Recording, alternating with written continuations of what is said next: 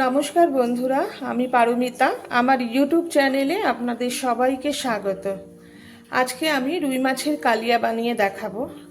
এটা সবাই জানে রান্নাটা, তবু আমি আমার মতন করে এটাকে বানাচ্ছি, যতটা সহজ করে বানানো যায়। তো দেখুন, যদি ভালো লাগে অবশ্যই আমাকে কমেন্ট করে জানাবেন। আমি এখানে 5 পিস রুই মাছ নিয়ে নিয়েছি। তার সাথে আছে পেঁয়াজ কুচি, যেটা আমি বেরেস্তা বানিয়ে নেব, কিছুটা পেঁয়াজ, কাঁচা লঙ্কা, আদা, যেটা আমি পেস্ট বানিয়ে নেব, আর আছে ফেটানো দই, টমেটো কুচি, ফোড়নের জন্য আছে গোটা জিরে, গোটা গরম মশলা, তেজপাতা, শুকনো লঙ্কা, আর কিছু গুঁড়ো মশলা আমি নিয়ে নিয়েছি।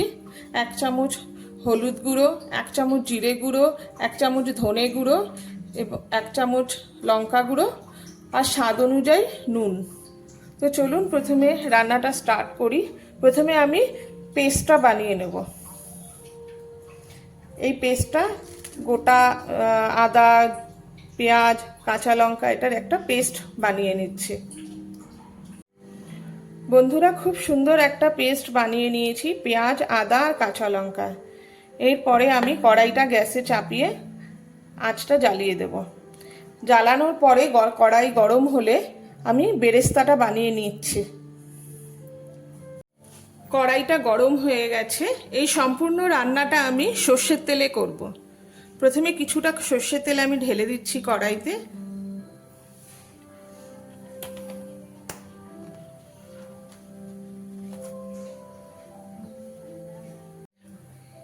এবার আমি কুচনো পেঁয়াজগুলো এর মধ্যে দিয়ে দেব।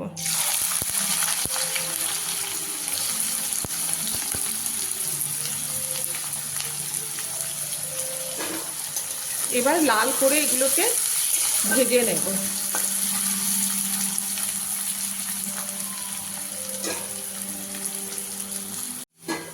সুন্দর করে বেরেস্তাটা ভাজা হয়ে গেছে, সুন্দর পেঁয়াজগুলো লাল হয়ে গেছে। এবার আমি উঠিয়ে নেব।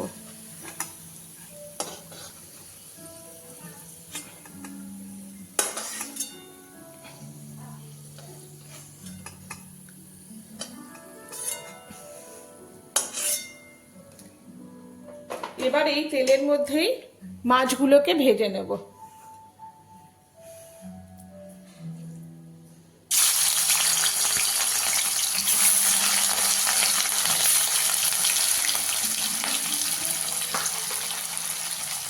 খুব বেশি লাল করে ভাজার দরকার নেই, মিডিয়াম ভাবে ভেজে নেব। সুন্দর করে মাছগুলো ভেজে নিলাম। খুব একটা যে লাল করে ভেজেছি তা নয়, সুন্দর করে মাছগুলোকে ভেজে নিয়ে এগুলোকে উঠিয়ে নিলাম। আমার 5 পিস মাছই ভাজা হয়ে গেছে। এবার এই ভাজা তেলের মধ্যে আমি ফোড়ন দেবো। এই পুরো তেলটার মধ্যেই আমি রান্না করব, এক্সট্রা কোনো তেল আমি দেব না। প্রথমে জিরে ফোড়ন দিলাম, তারপর 2টো শুকনো লঙ্কা,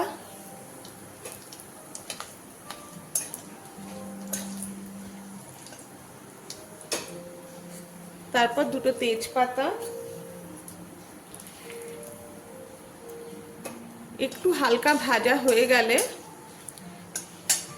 এখানে গোটা গরম মশলাটা দিয়ে দিলাম। এই গরম মশলার মধ্যে আছে 2টো এলাচ, 2 টুকরো দারচিনি আর 3 টুকরো লং।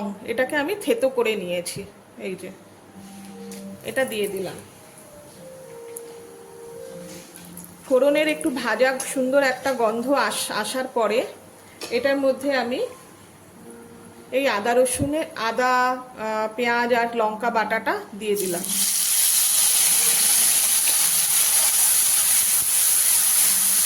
এবার এটাকে ভালো করে ভাজতে হবে।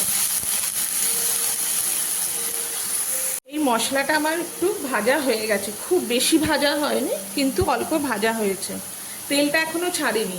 এবার এর মধ্যে আমি এই গুঁড়ো মশলাগুলো দিয়ে দেব। দিয়ে এটাকে ভালো করে ভাজবো।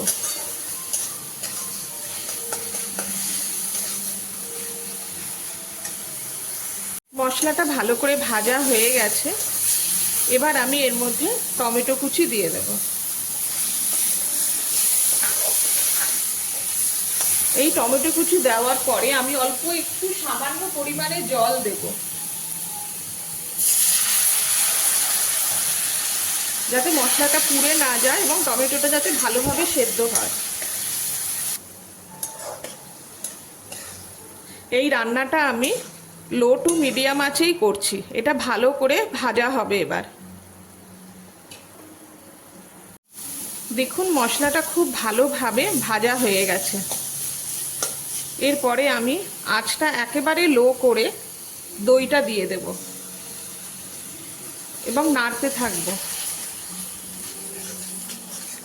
দই মশলাতে দেওয়ার পর যদি না নাড়া হয় তাহলে দইটা ফাটার চান্স বেশি থাকে, সেজন্য ভালো করে নেড়ে এটাকে মিশিয়ে নিতে হবে। এবার আমি কিছুক্ষণ এটাকে রান্না হতে দেব। মশলাটা খুব ভালোভাবে কষানো হয়ে গেছে। এরপরে আমি এর মধ্যে প্রায় 1.5 কাপ পরিমাণে গরম জল দিয়ে দেব।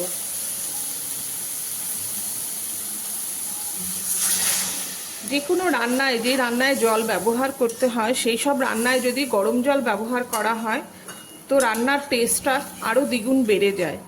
এটা আমার ধারণা, আমি জানি না সবাই এই মত পোষণ করেন কি না, কিন্তু আমি গরম জল ইউজ করি। এবার এটাকে ঢাকা দিয়ে কিছুক্ষণ ফুটতে দেব, একদম লো ফ্লেমে। দেখুন বন্ধুরা, ঝোলটা কিন্তু ভালো মতন ফুটে উঠেছে। এরপরে আমি এর মধ্যে ভাজা মাছগুলোকে দিয়ে দেব।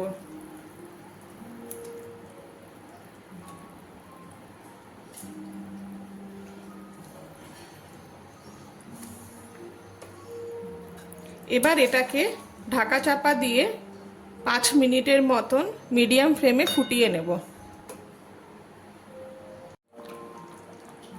বন্ধুরা, মাছটা ভালোভাবে রান্না হয়ে গেছে।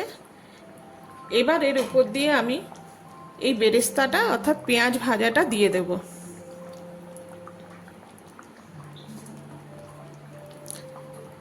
এটা দেওয়ার পরে মিনিট 2-3 মতন রান্না হতে দেব। এখন আর আমি এটাকে ঢাকা দেব না। এই রুই মাছের কালিয়াটা আমাদের রান্না হয়ে গেছে। এবার আমি একটা পাত্রে এটাকে নামিয়ে নিচ্ছি। এটা হয়ে যাবার পরে আমি প্লেটে নামিয়ে নিলাম। রান্নাটা দেখতে খুব সুন্দর লাগছে, খেতে কেমন হয়েছে জানি না, কিন্তু আমি খুব মন দিয়ে রান্নাটা করেছি। রান্নাটা যদি আপনাদের ভালো লেগে থাকে তো অবশ্যই বানাবেন এবং কমেন্ট বক্সের মাধ্যমে আমাকে জানাবেন যে কেমন হয়েছে। রান্নাটা যদি ভালো লেগে থাকে বন্ধুরা, তাহলে চ্যানেলটাকে অবশ্যই সাবস্ক্রাইব করুন, কমেন্ট করুন এবং শেয়ার করুন।